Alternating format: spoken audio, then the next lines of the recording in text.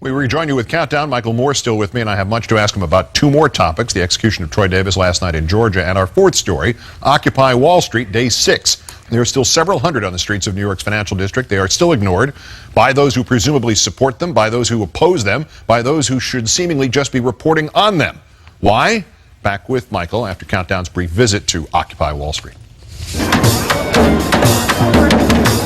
We aren't going to put up with corporate corruption anymore. We aren't going to put up with corporate money in our politics, corporate money around the world, controlling everything, controlling all of our natural resources, controlling all of our lives. There's a lot of people here that realize something's wrong, but they don't know what. These big businesses like Bank of America and Exxon have so much influence over our government, they will never be held accountable until the people stand up and beg for justice.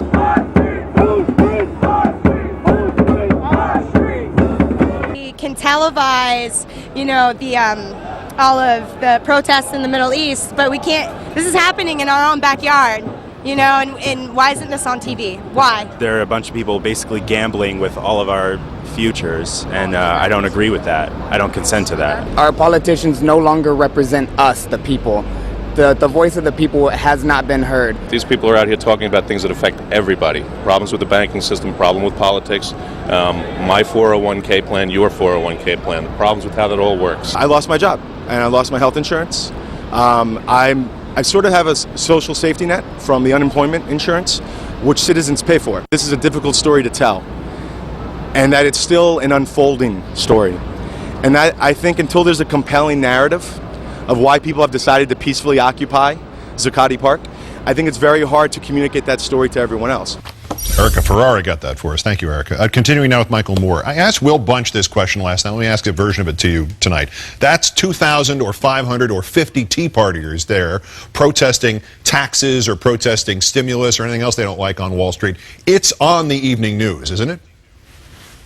Oh, absolutely. You wouldn't need that many Tea Partiers there. It would be a top story. And the same thing a couple of weeks ago when 1,000 environmentalists were arrested at the White House. Imagine 1,000 Tea Partiers arrested. I can't speak for why the networks have not covered this. This is really the very first, down on Wall Street, in the financial district, the very first attempt since the crash of '08 to take a real stand, and it's been powerful. And I gotta believe that even though it may only number in the hundreds right now, this is going to grow, not only on Wall Street, but in communities all over America. And I would encourage people watching this show to think about, okay, you can't make it to New York City, but there's a branch of Chase Bank in your town. There's a branch of Bank of America. And there's nothing preventing you from organizing a demonstration outside that branch with signs, with possibly even civil disobedience, to make your voices heard. They think they're going to get away with this. These people who stole the pension funds of the American public, who stole their money, who stole the future of our kids and grandkids, they think they're kleptomaniacs, and they think they're going to get away with it. They have taken our democracy and formed it into a kleptocracy. And if we don't stand up, if we don't have our voices heard, believe me, they're not done yet. There's a reason why corporate America, and I think you've pointed this out before, they're holding $2 trillion of cash in their bank accounts. They've never done this before. Never held on to that much. They've taken that money out of circulation, and they're waiting. They know the other shoe's going to drop. And as Mayor Bloomberg said last week, he said there's going to be riots in the street. If we don't provide jobs right away, there are going to be riots in the... This is Mayor Bloomberg, the billionaire, talking. All right, this isn't Micheal Moore saying this. This is Mayor Bloomberg saying this. They know, and the smart rich know, they can only build the gates so high. And sooner or later, history proves that people, when they've had enough, aren't going to take it anymore. And it's much better to deal with it nonviolently now, through the political system, than what could possibly happen in the future, which nobody wants to see.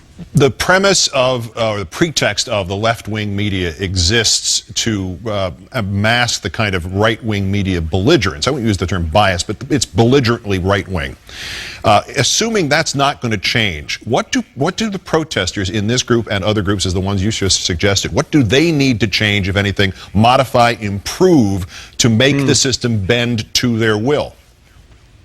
I think there needs to be a many-pronged approach. Civil disobedience on Wall Street is one approach. People doing things locally in their communities is another approach.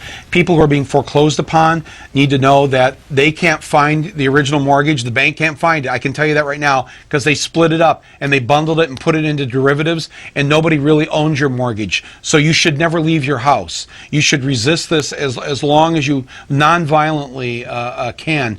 I think, Keith, here's the thing.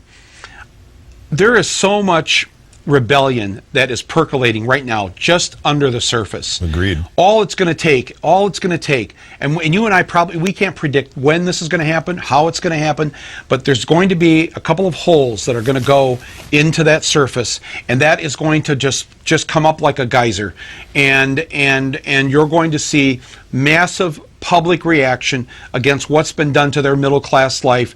The working poor of this country have suffered long enough, and they're not going to take it. And I think you know that. I know that. Mayor Bloomberg knows that. Mm-hmm. Warren Buffett knows that. And so they can keep talking about this all they want. But if there isn't serious action right away, what you see on Wall Street, that'll be known as that's where it began. And, you know, I went down there when I made my last movie. It was just me with some police crime tape, and I wrapped it around the stock exchange as my form of protest. And I was very nervous doing that because I saw the cops coming, and I'm thinking, I saw one officer starts toward me, and I said, "Sir, I'm just making a movie. I'm just a little comedy." And and he said to me, "That's okay, Mike." He said, "These guys in here, they've lost so much money out of our police pension fund as a result of what they've done." He said to me, New York cop, he said, "You just take all the time you want." Oh, my. I said, "Oh, yeah, okay." Wow, the police are on our side. There's your first hole in the ground. And the second one was the hint from Wisconsin, and we'll see what the third one is. All right, look, I'm devoting the last segment of this show to the big issue of the death penalty, but I wanted to give you this time to react to this execution last night, the death of Troy Davis. Let me start by reading what you wrote on your website today, and then you can take it from there. "I encourage everyone I know to never travel to Georgia, never buy anything made in Georgia, to never do business in Georgia. I will ask my publisher to pull my book from every Georgia bookstore, and if they won't do that, I will donate every dime of every royalty my book makes in Georgia to help defeat the racists and killers who run that state. I ask all Americans with a conscience to shun anything and everything to do with the murderous state of Georgia." To say that's strong is to understate it. Why does this case engender that reaction from you? A man was murdered last night in our name. You know, I'm part of this country. I may not be a resident of the state of Georgia, but last time I looked, Georgia was in the United States of America, and they murdered a man that they did not know committed. There was so much evidence. So many people have recanted their testimony. No DNA, no gun. No, I mean, it's just so. I'm just so outraged by this. I just got word before we came on the air. I asked my publisher this morning, I want you to stop shipping books of my book to Georgia. I want you to pull the books out of there. I don't want a dime being made. I don't want to make a dime off that state until that state acts to change things. And they just told me that they can't recall the books. So I'm going to go to the next step then. I'm going to write a big check to the Innocence Project, who have gotten hundreds of people exonerated who are sitting in prisons. And since the Supreme Court reinstated the death penalty, well over 100 people who were on death row, who we were going to execute. We have then discovered they were falsely convicted, and they were set free. They almost died. This Innocence Project is a great organization. I'm also going to fund whatever voter drives in Georgia. There's 600,000 African Americans in the last election that were not registered to vote. I will get behind whatever drive there is in Georgia to register our fellow Americans who are African Americans so that they have a chance to have their voice heard. This has got to be stopped. We are a civilized nation, and yet we do not join the other civilized nations of this planet when we do things like this. Yeah, they didn't just almost die. We almost killed them. That's the point, right? Micheal Moore. That's right. The new book is Here Comes Trouble, Stories from My Life. You've heard about the charitable donation Michael has just set up. And Michael, just coincidentally, to lighten it a little bit, is speaking tonight in Beverly Hills, exactly 4.5 blocks from where I used to live. It's not really relevant, but what the hell. Always a pleasure, sir. Thanks for your time. Take care. Thank you for having me on, Keith. Thanks for the great job you're doing. Thank you, sir. Do the recanted witnesses and the protests over Troy Davis mask a larger issue? Is the death penalty ever applied evenly in this country? Is evenly enough? Is it ever applied appropriately in this country? Ahead on Countdown.